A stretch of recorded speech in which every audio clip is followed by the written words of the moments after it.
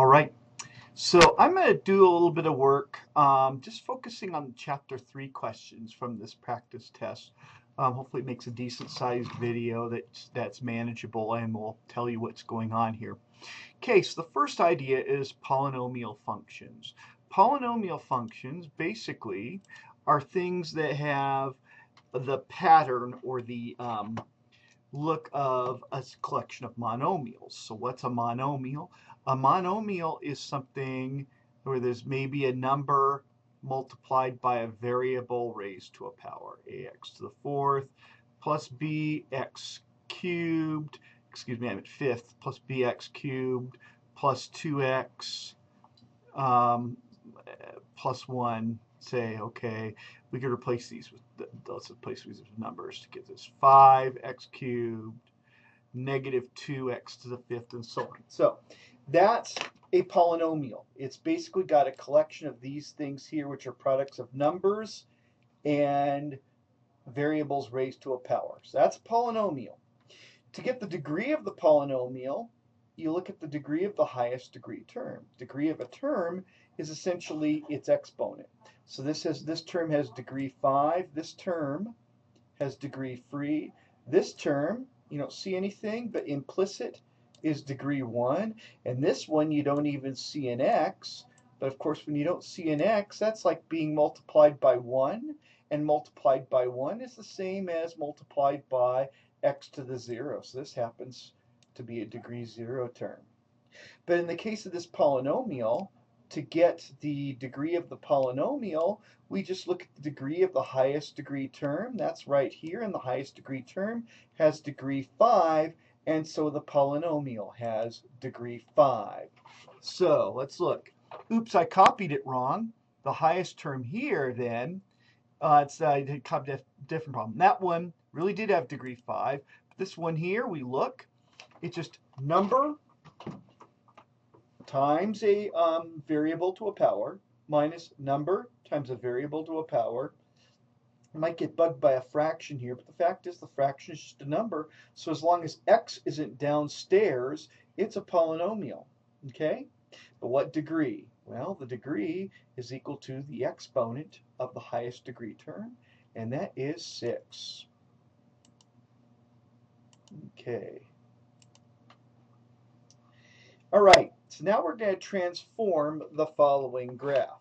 Okay, and so the first thing we have to realize is what's the basic library function we're dealing with. It is the function y equals x to the fifth. Okay. And what does y equals x to the fifth look like? It's basically, from a hand drawing standpoint, it is almost the same as y equals x cubed. That is, it goes very high, comes down to 0, kind of a little more gently, and then back here, it goes out toward negative infinity, again getting steeper and steeper. So that's the basic shape of the graph y equals x cubed, or x to the fifth. Okay, so it's very similar to the graph y equals x cubed. It makes a steeper bend at 1 is all. Okay, so now we've got this graph of y equals x to the fifth. What has been done to it here? Well, first of all, we notice that the input, we could rewrite it this way. It might be helpful. We have y now equals negative x minus 3 to the fifth plus 2. So you can see I've just reordered things. Okay, that's all. It's the same function. So what have I done to this? Well, first of all, I've put a negative in front of the output here. Okay, and so that makes it essentially turns the graph and reflects it. Okay, so essentially turns everything upside down. So now that negative sign makes the graph shaped more like so. Subtracting 3 from the input takes and slides the output over positive 3 in the x direction. Adding 2 to the output slides the output up 2 in the y direction. So we take this middle of the curve right here. We know that point, and then we know it has this basic shape. Okay? And so let's see which of these options matches this basic shape right here. Okay? And so we check. Wrong one. Right one. Okay? And so this isn't even going up at the right place. Neither is B. C is going up in the right place, down the right place, but let's just see if its center is in the right place by making things nice and big. Sure enough, the center of this curve, what was at the origin in y equals x to the fifth, is now over 3 and up 2. Doesn't look like it's gone up 2 squares, but you can see by the coordinates they meant for that to be going up by 2 at a time. So it's over 3 and up 2. That looks like the one that is correct. Okay, let's go to problem 16. We get a polynomial, and we're going to form one actually with this piece of information. So from here on out, we're thinking of these problems as puzzles, and we've got pieces to them. So let's look at the pieces we've got. We've got that it's a polynomial, and we've got its degree 3, and we've got that there's zeros at 4, -4, +4, and 8. Okay, so let's just check it out. So in graphically what we're talking about is, let's first of all put our axes down here. Okay, graphically what we're talking about is we have got zeros at -4, okay, and at +4 and +8. So over here at +4 and over here at +8. Okay. Now, since we've got a polynomial, one thing we could hope for is that we have it of a form f of x equals factor times factor times factor. Why I pick 3 factors? Because I know that ultimately the x's are going to be raised to the 3rd power, right? Now let's think of these factors individually. What factor is going to make the graph go through the x-axis at x equals 8? Well, that's going to make the whole curve go through at x equals 8, so it's going to make the curve equal to 0, f of x at a equal to 0 at 8. And so that's going to require one of the factors to be x minus 8. If x minus 8 is a factor, this factor becomes 0 and the whole thing becomes 0. Similarly with x minus 4, that's going to cause it to bounce down to here, or to go down to here. And then finally with x plus 4. Okay, so we have a degree 3, so we know it has 3 factors, and we have 3 zeros, and so we can pick them off like so. Now that's not the only possibility. We could have 2 times this whole thing or 3 times this whole thing. But basically we know that a form of this is going to be x plus 4 times x minus 4 times x minus 8. When you multiply these all out, they end up being a polynomial, and they have these as the roots, as the zeros. Okay, and so we have got f of x equals, okay, polynomial with integer coefficient and a leading coefficient of 1. So it may not like what I'm going to try here in this case, but let's just try it. X plus 4 times x minus 4 times x minus 8. That is the correct answer. It just may not. It may want me to multiply them all out. Fantastic. Oh, it didn't even make me multiply them all out. Oh, joy. Okay, so there's 14 through 16. Let's go to 17 now. Okay, and so now we've got, again, the puzzle, and let's think of the pieces we've got, just thinking back to the last problem. So let me just clear off a new screen. So one of the pieces of the puzzle we have is it's a polynomial. It says construct a polynomial function.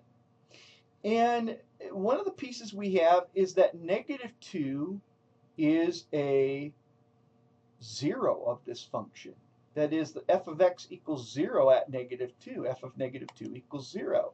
And so what that tells us is a polynomial should have x plus 2, or as x minus -2, is a factor. Okay? The fact that that -2 there is a 0 tells us x plus 2 is a factor. Similarly, this x minus -1 or x plus 1 has got to be a factor.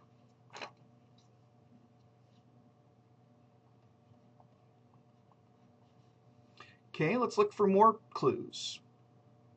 Oh, looks like x minus 1 has got to be a factor as well.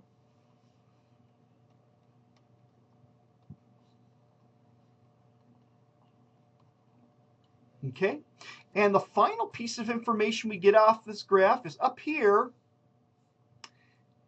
that the y-intercept is 1. Well, one way we can phrase that is that f of 0 has to be equal to 1. And so now let's look at a candidate for f of x. F of x we think is going to be maybe, but we're not just done yet. Okay, x plus 2 times x plus 1 times x minus 1. Okay, well, let's check it out. If that's our f of x,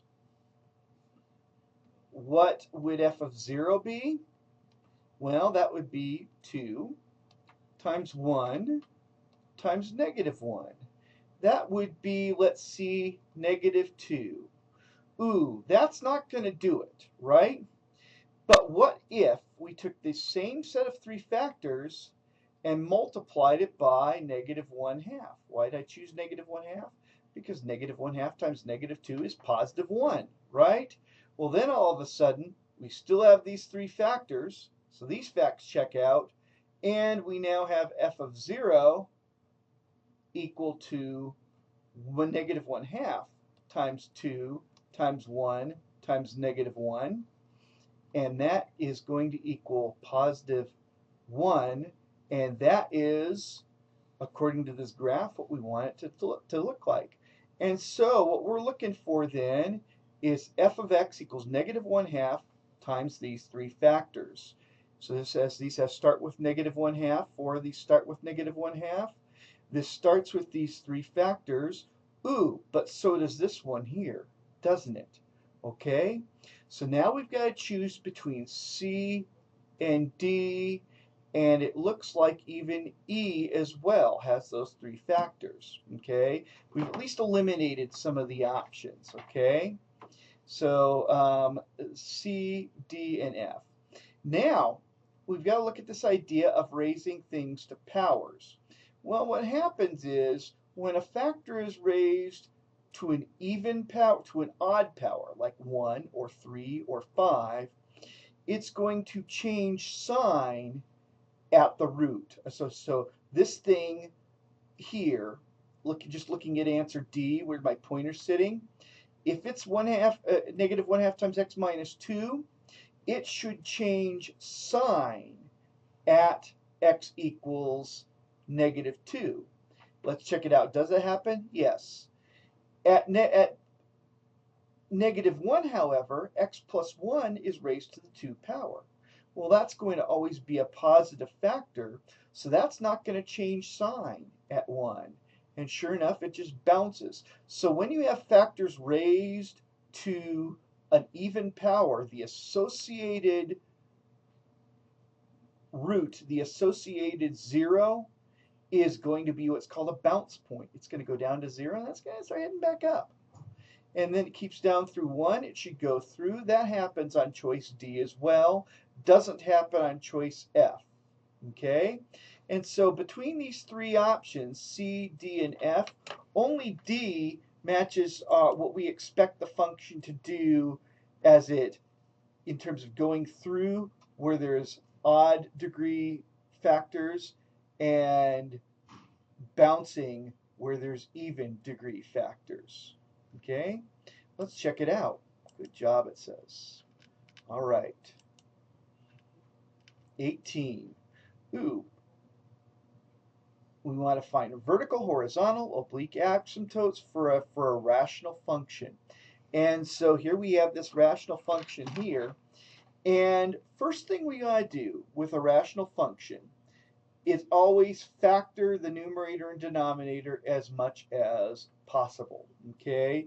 And these are going to take a bit of work, so I'm going to stop the video here. No, I'm not. I'm going to let you go through and we'll just flounder through factoring these guys, okay? If they can factor, all right? So, okay, so I've got 5x squared minus 19x minus 4.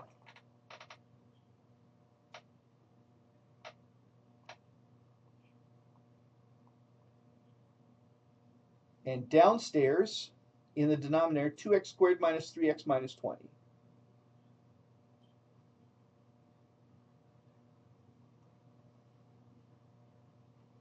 Okay? And so we are looking then at the little trick algorithm for factoring these things. First of all, the numerator, right? To factor the numerator, what we're going to want to do is stop this thing from doing its little spinning trick, okay? What we're going to want to do to factor the numerator is we're going to want to take this first and last. 5 times negative 4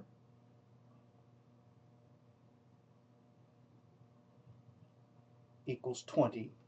And then we're going to look for two things that multiply to give, negative 20 and add to give negative 19. Luckily, they're easy to find. Negative 20 and positive 1. Okay, negative 20 plus 1 gives you negative 19. And so, and that's going to tell us is that this can be broken down into 5x squared plus 20, or yeah, minus 20x,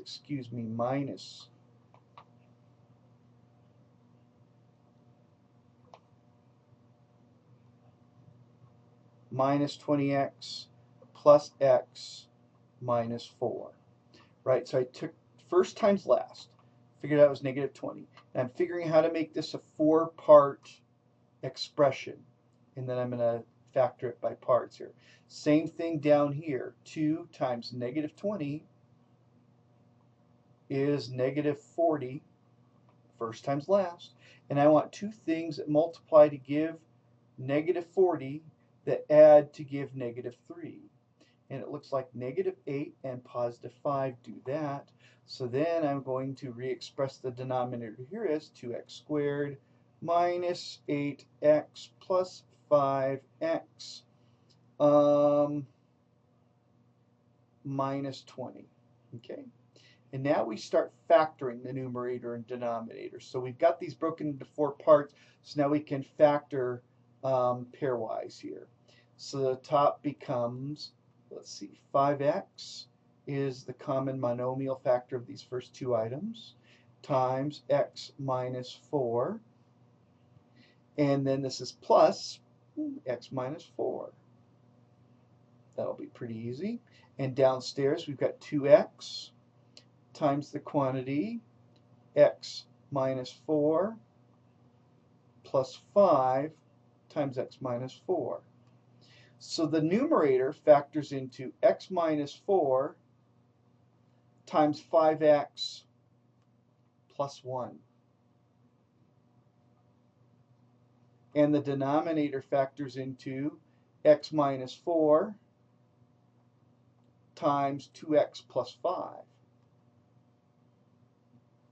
Now that we've got this, what we can see is a couple things. First of all, that this thing is going to be undefined, this fraction, at x equals 4 and at x equals negative 5/2. That is where 2x plus 5 equals 0. You can go through and solve that. I'm not going to write that out. Okay?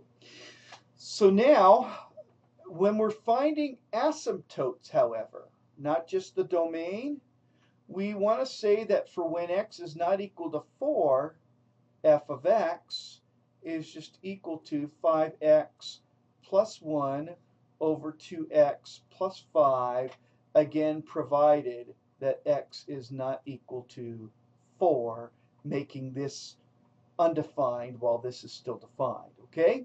So now that we've got things in simplest form, that's the first step when we see the instruction, find a vertical asymptote. Now, once in simplest form, the vertical asymptotes occur where x equals the 0 of that denominator. So we solve essentially 2x plus 5 equals 0. 2x equals negative 5. Divide both sides by 2. We get x equals negative 5 halves. And so our vertical asymptote is at x equals negative 5 halves.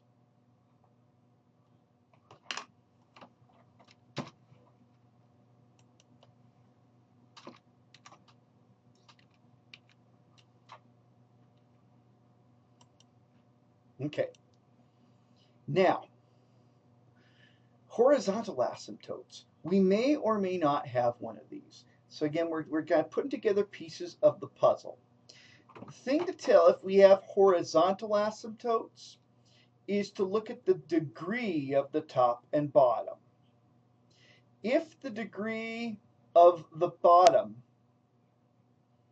is lower than the degree of the top, so if this were raised to the 2 power and this were only raised to the 1 power, okay, the highest degree term, then we would have the horizontal asymptote at y equals 0. That's not the case here. If we have the degree of the denominator equal to the degree of the numerator, what's going to happen is out toward infinity and negative infinity, these two terms, the 5x squared and the 2x squared, are going to dominate. And so what we will have is a vertical asymptote, essentially where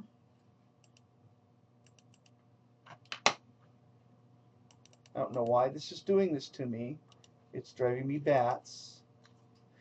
But essentially where 5x squared over 2x squared, okay, is what that fraction is going to be. And so we're going to say it's at y equals 5 halves. We just look at the lead coefficients when the degree is the same.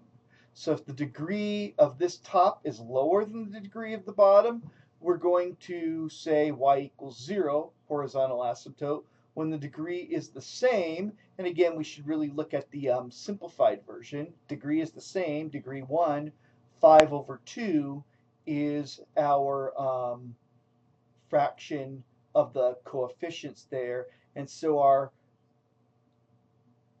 horizontal asymptote will be at y equals 5 halves.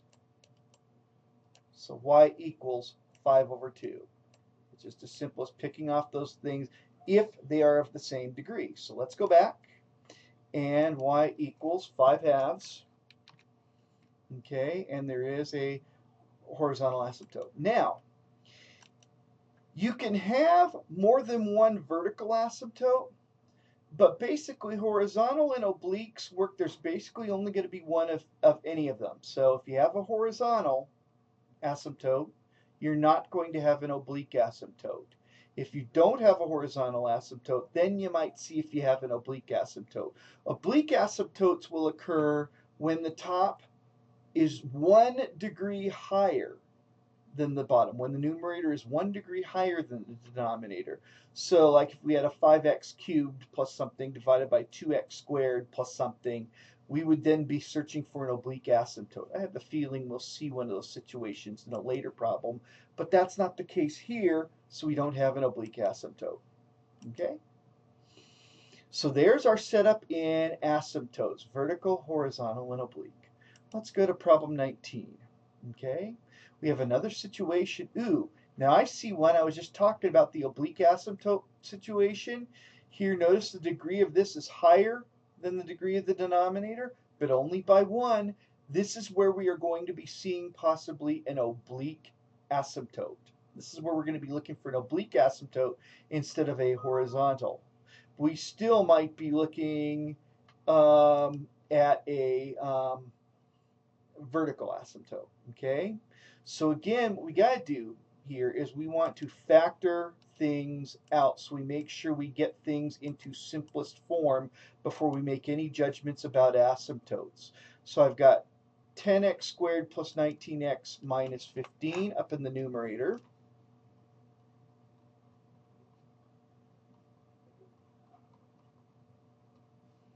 And down in the denominator, we just have 2x plus 5. Okay, this is our q of x. And again, to factor the numerator, we're going to have to go 10 times negative 15 is negative 150.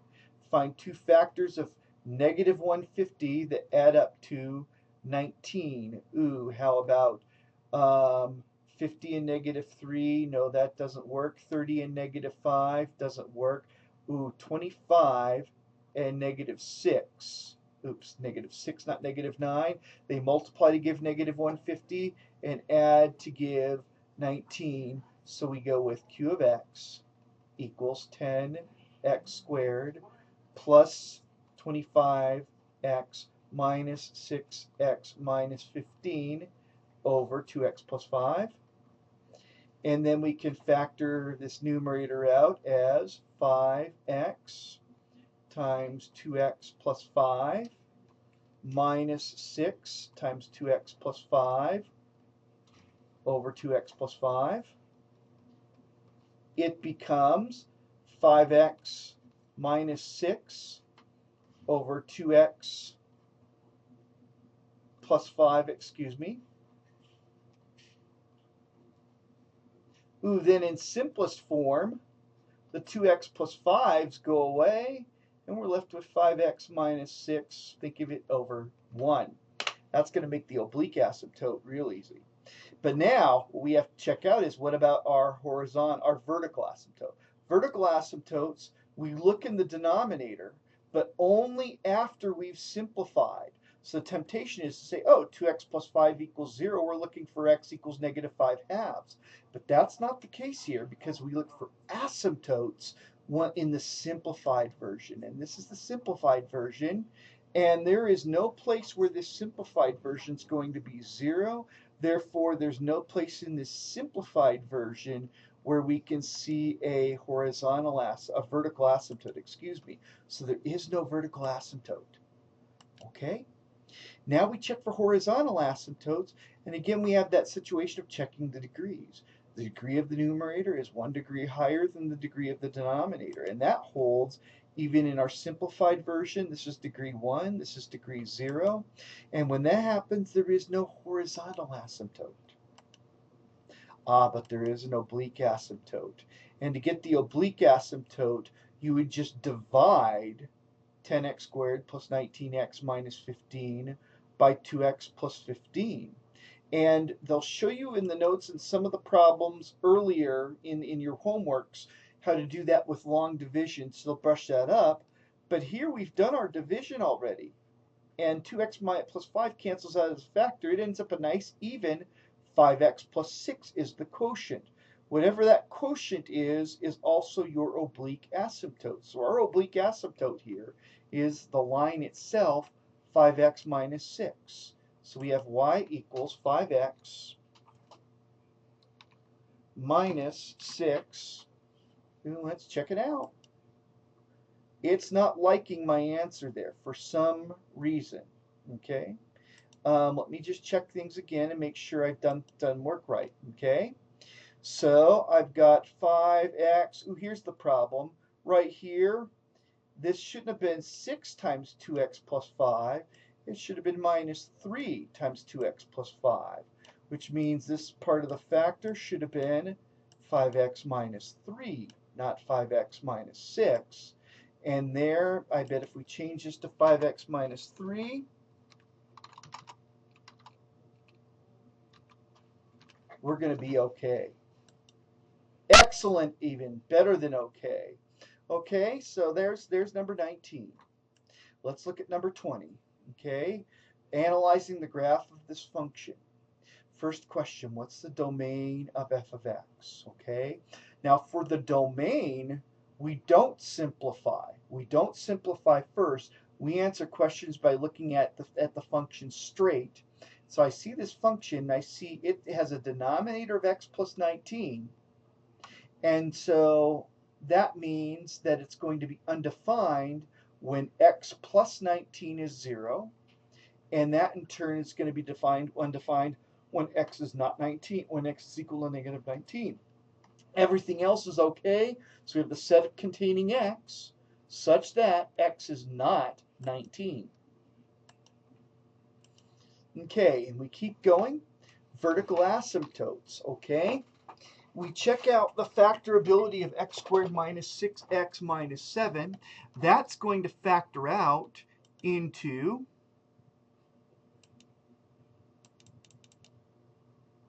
oh, please let me change over. Let me see if I can do this for a moment.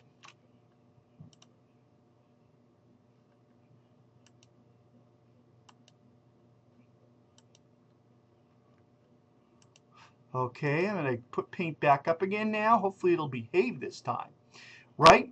And so I've got x squared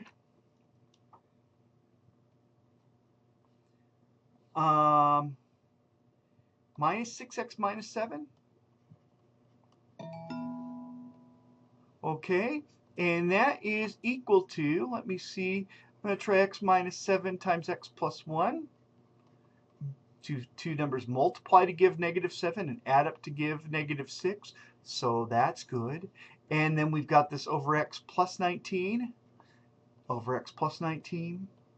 And this is just to be thorough. The fact is, if we hadn't done it, we'd still be in simplest form. There's no canceling that can be done. So now that we know, though, we're in simplest form, we know that our asymptotes occur where this denominator equals 0, or in other words, where x equals negative 19. And so we go here and enter that piece of information right here. X equals negative 19 is where the vertical asymptote is. Now where the horizontal asymptote is, we check, and again we've got another one of these cases where the numerator has a degree higher than the denominator. If it's just 1 degree higher than the denominator, then what we are looking for is an oblique asymptote, not a horizontal asymptote. Okay, and so we know there is no, okay, there is, oh, they say what's horizontal or oblique, so we aren't going to be asked for them separately. So we are looking for an oblique asymptote, and we look for it, this time since things aren't going to cancel, we look for it by long dividing x squared minus 6x minus 7 divided by x plus 19. And so what does this have to be multiplied by here? Looks like x. X times x plus 19 is x squared plus 19x. I'm going to subtract. X squared minus x squared is 0. Negative 16x, or negative 6x minus 19x is negative 25x minus 7.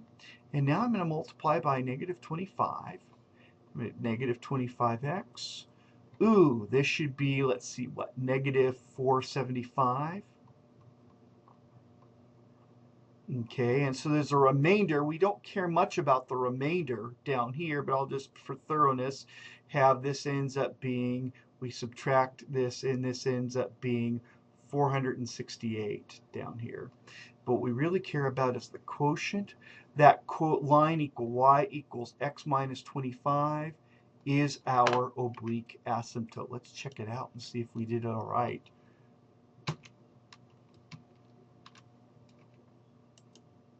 Good job, it says.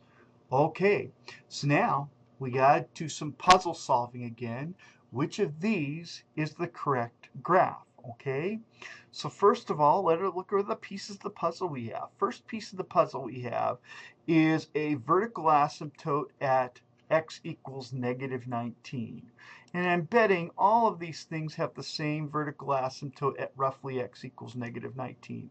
A appears to, B appears to, so does C, yeah, and so does D. So the vertical asymptote is a piece of the puzzle. It's just not going to help us out a whole lot here. Next piece of the puzzle is the oblique asymptote. So this oblique asymptote's graphed, and looks like all four of them have the same oblique asymptote, roughly y equals x minus 25, a line with a positive slope 1 and a y-intercept down here, somewhere around negative 25. So that's not going to be as helpful here. So then it's what's happening around the asymptote here is what's going to get us at different problems here. So basically what we want to see is what's the sign of this thing at different places around the asymptote. So what we're going to look for is, namely, I'm going to select a bunch of this. Hit the select key and get rid of a bunch of this, right?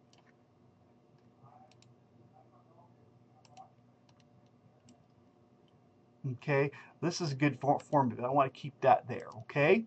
So I want to look at what's the sign of this thing going to be. Well, I'm going to draw a little table here. And please don't get thrown by this. But I'm going to take each of these factors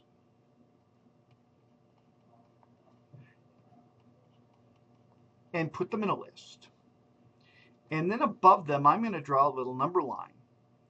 And at some interesting points, namely negative 19, positive 1, no, negative 1, and positive 7. I'm going to put some hash marks here, right? Now I'm going to pick off some points here. What happens at negative 20?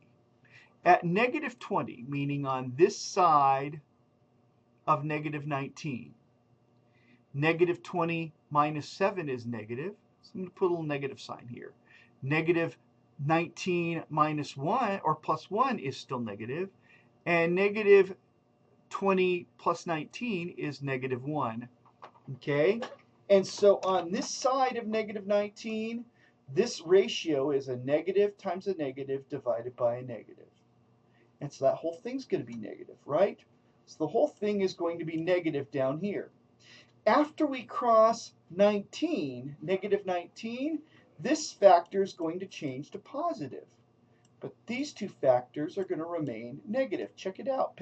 Try negative 10 is between these two numbers. So negative 10 minus 7, negative 17. Negative 10, just as an example, between these two numbers, negative 10 plus 1 is negative 9. That's negative. But negative 10 plus 19 is positive 9. So in between negative 19 and negative 1, these two factors are negative. This is positive.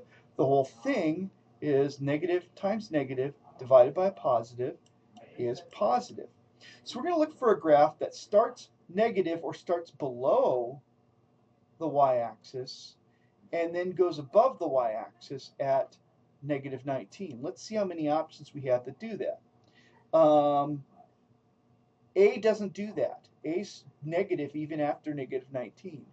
B is a possibility. It's above, starts below, ends above. Ooh, this is starting above here. Right here, it's above 0, just before negative 19. And here, both of these are above, so that's not going to work. So really, this is the only one of the four graphs that fits those criteria of being below the y-axis when x is below 19, but above the y-axis when x is above 19. And so that's going to be our choice. So it's solving these graphical problems. It's just puzzle pieces. You lay out your puzzle pieces and solve them again. It's not liking that. That's because I picked the wrong one. What I meant to pick was B, right? Below 19 and above after 19. Final check. Yeah, excellent choice. Okay, now that I actually did the choice I meant to do. Well, I've got a class coming up, so I want to start this thing producing, and it's going to be kind of a long video at that, but I am really hoping it helps. I will talk to you sometime this afternoon.